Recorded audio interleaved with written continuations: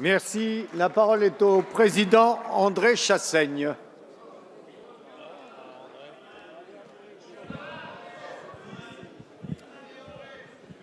Monsieur le Premier ministre, nous allons voter sur le projet de budget pour l'année 2017, le dernier de cette législature.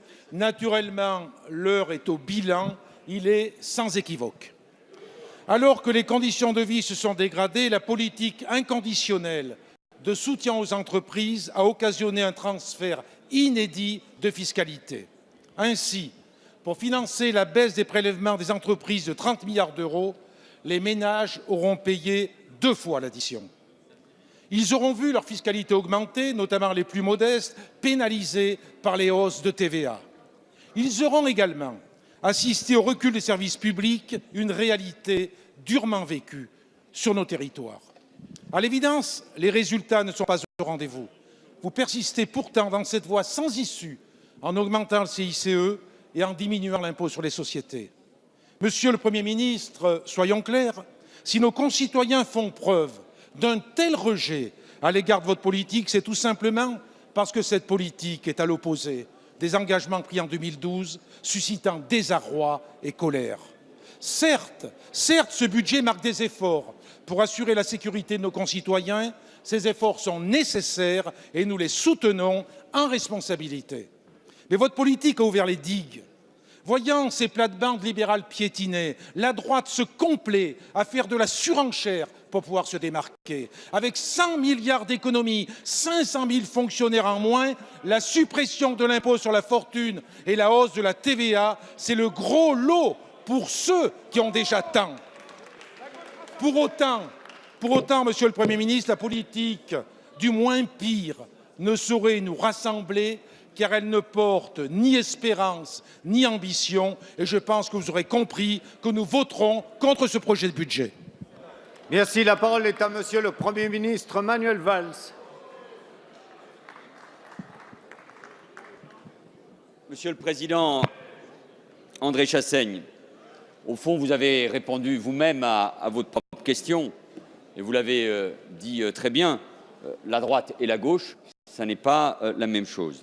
Et le projet de budget que votre Assemblée s'apprête à adopter, et je veux saluer l'engagement et la présentation par Michel Sapin et Christian Eckert, ce projet de budget pour 2017 le démontre.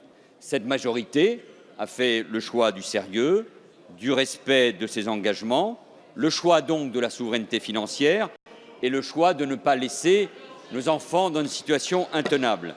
Sur ce point, nous pouvons être en désaccord. Je le regrette, mais nous l'avons toujours assumé. Je regrette d'ailleurs que vous ne souligniez pas une différence essentielle avec les propositions de la droite dans le débat qui s'engage pour l'avenir du pays.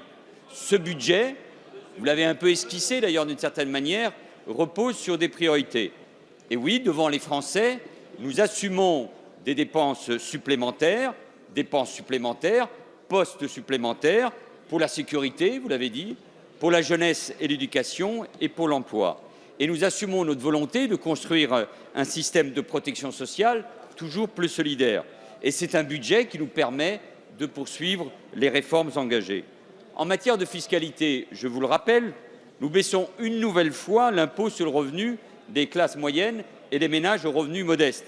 Et il s'agit, je le rappelle aussi, de la 4e baisse consécutive. Nous soutenons la compétitivité de nos entreprises. C'est vrai, nous l'assumons, notamment pour les petites et moyennes entreprises, parce que ce sont elles qui créent de la richesse et donc de l'emploi. Et nous accompagnons, parce que ça n'est pas dit suffisamment, le secteur associatif qui occupe une place majeure dans notre économie et qui joue bien sûr un rôle essentiel dans le lien social. Enfin, je sais que cela a fait beaucoup de débats, nous mettons en œuvre une réforme structurelle attendue par les Français, le prélèvement à la source. Quant à l'opposition, mais vous l'avez aussi souligné fort bien, Monsieur le Président, elle propose 100 à 150 milliards d'économies, elle propose la suppression de 300 000 à 500 000 postes dans la fonction publique, c'est-à-dire moins d'infirmières, moins d'agents publics, moins de policiers et moins d'enseignement, et elle propose aussi la suppression de l'ISF, ce qui est une manière de montrer quel est le sens de la justice sociale qui l'anime. Monsieur le Président Chassaigne, le danger est là. ou plutôt, rappelons-le, il y a un premier danger pour la France et pour notre démocratie qui devrait tous nous rassembler, c'est la montée en puissance, pas seulement dans notre pays, mais d'abord en France, du populisme et de l'extrême droite.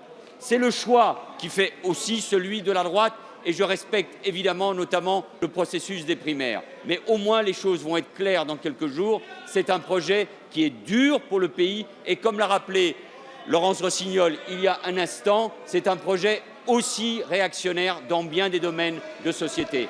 Alors, Monsieur le Président, viendra le moment des responsabilités.